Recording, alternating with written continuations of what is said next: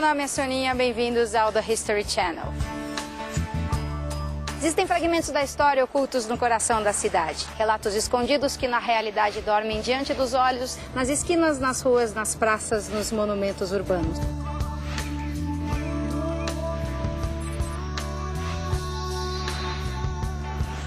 A cidade está nos chamando porque sempre existe uma história escondida na selva de cimento. E hoje nós vamos descobri-la.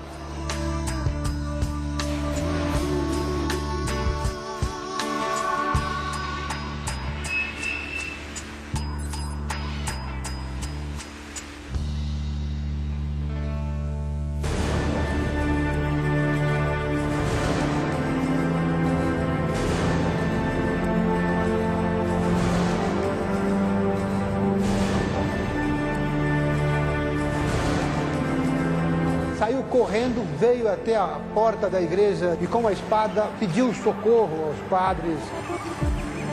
Quando Dom Pedro proclamou a independência, ele deve ter descansado nesta casa. Só que ela não existia.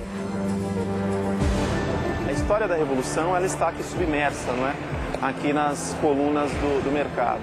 Chegamos a ver algumas fotos e mostra os cofres abertos, sem sinais de queima.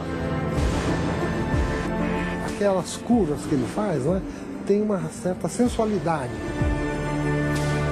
Era muito comum que eles voltassem em condições absolutamente lamentáveis, precárias, depois de uma sessão de tortura. Ao abrir o caixão, o remeteria a um soldado nazista, né? Um soldado do Terceiro Reich.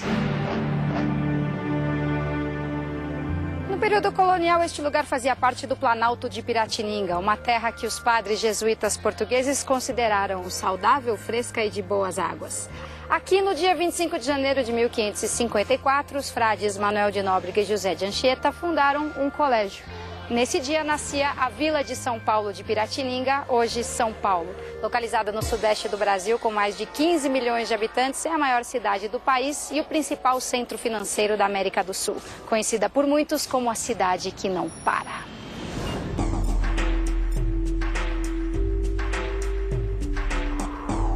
Vamos começar nosso percurso aqui no Mosteiro de São Bento.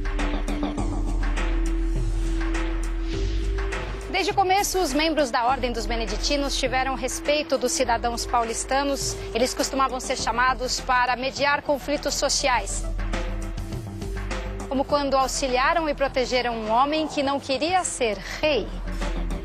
Depois de terem ficado durante quase 6 décadas sob o poder da coroa espanhola, os descendentes dos primeiros habitantes que chegaram ao Brasil não aceitaram facilmente o controle do poder lusitano. Foi assim, então, que idealizaram um plano: ter seu próprio rei. O eleito foi Amador Bueno, um homem muito respeitado que, assim que escutou a proposta, teve uma conduta inesperada.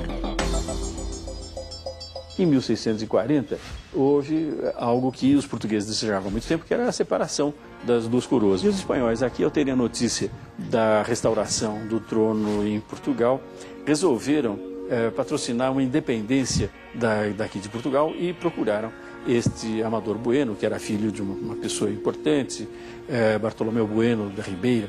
Foram buscar Amador Bueno da Ribeira em frente à Câmara Municipal para elegê-lo rei de São Paulo. Ele não quis nem pensar na história.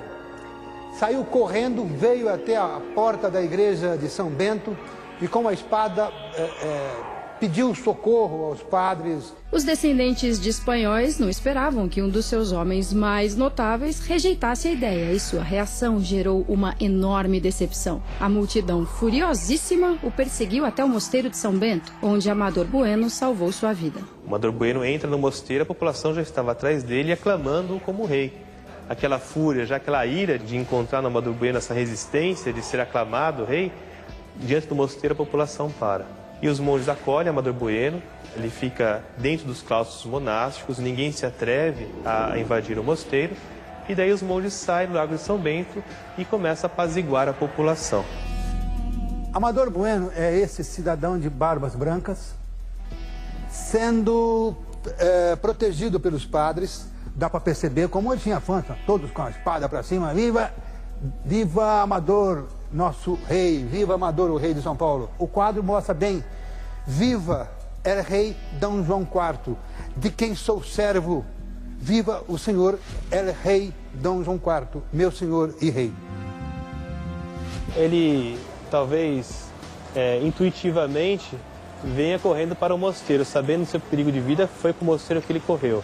Então isso é um fato interessante que mostra essa relação muito cordial que havia entre a população e o mosteiro. Depois de um tempo, Amador Bueno saiu do mosteiro e recuperou sua tranquilidade. E o povo que queria se emancipar de Portugal foi aceitando sua nova realidade. Foi assim, então, que acabou a história da primeira tentativa de emancipação no Brasil. População apaziguada, o Amador Bueno sai do mosteiro e tem desfecho, então, essa primeira tentativa emancipacionista do Brasil. Todo mundo jurou fidelidade a Dom João IV e Dom João IV, num gesto de gratidão, agradeceu aos paulistas pelo gesto de lealdade. Um fato que teria modificado totalmente a vida e o destino das pessoas que hoje, quando caminham por aqui, sabem pouco ou quase nada dessa antiga história. A história do Amador Bueno representa, para São Paulo, a vontade da unidade brasileira. É uma história muito bonita, porque nós podíamos ter tido um reino na América em 1641, o Reino de São Paulo, dentro da coroa portuguesa. E foi assim, em um local no centro de São Paulo, que aconteceu essa história extraordinária. Assim como a alguns quilômetros dali aconteceu outro fato surpreendente. No Parque da Independência, no bairro do Ipiranga, existe uma casa que faz uma homenagem à independência do Brasil, mas pouco tem a ver com a liberdade do país. Estamos no Ipiranga, onde foi declarada a independência do Brasil. Aqui se encontra a Casa do Grito, uma construção que ficou perpetuada no quadro Independência ou Morte, do pintor Pedro Américo. Porém, esta pintura contém um segredo. No dia 7 de setembro de 1822, esta casa ainda não existia. O processo de independência do Brasil é bastante complexo. Dom Pedro, príncipe português, proclamou a separação de Portugal e a independência em São Paulo, às margens do Riacho do Ipiranga, né, a 7 de setembro de 1822. A maioria das pessoas imagina que justamente foi nessa região onde nós estamos, né, que são os campos do Ipiranga, né, aonde tudo aconteceu. E é difícil também ter a certeza de que o grito Independência ou Morte, proclamado pelo príncipe Dom Pedro, tenha ocorrido do jeito que a história nos conta. Nas cartas, o príncipe regente reconheceu que o objetivo da sua viagem era outro: apaziguar conflitos e manter contatos políticos. Assim, o romantismo e a força da cena retratada neste quadro não existiram. E isso acontece também com a Casa do Grito, um ícone que guarda e ao mesmo tempo revela outra verdade. E nesta tela, o Pedro Américo, ele construiu a imagem, né? Ele imaginou, ele representou a cena da proclamação e colocou como pano de fundo desta cena uma casinha branquinha, toda bonitinha, com umas janelas pintadas de verde. Mas o Pedro Américo, pintor, na hora que compôs o quadro, achou que ficaria muito interessante colocar esta casa como pano de fundo. Mas ela não existia na época da independência, ela é muito posterior. Ela está datada por volta de 1880, 1885 mais ou menos. Ele viu a casa desta maneira, com o riacho atrás. Ele mesmo diz que cometeu um pequeno equívoco topográfico e ele colocou o riacho na frente. Esta dimensão, quer dizer, ele achava que as pessoas tinham que identificar que era a região de São Paulo. Então, para isso, ele colocou o riacho, que está às nossas costas, à frente da casa, e colocou a casa como fundo.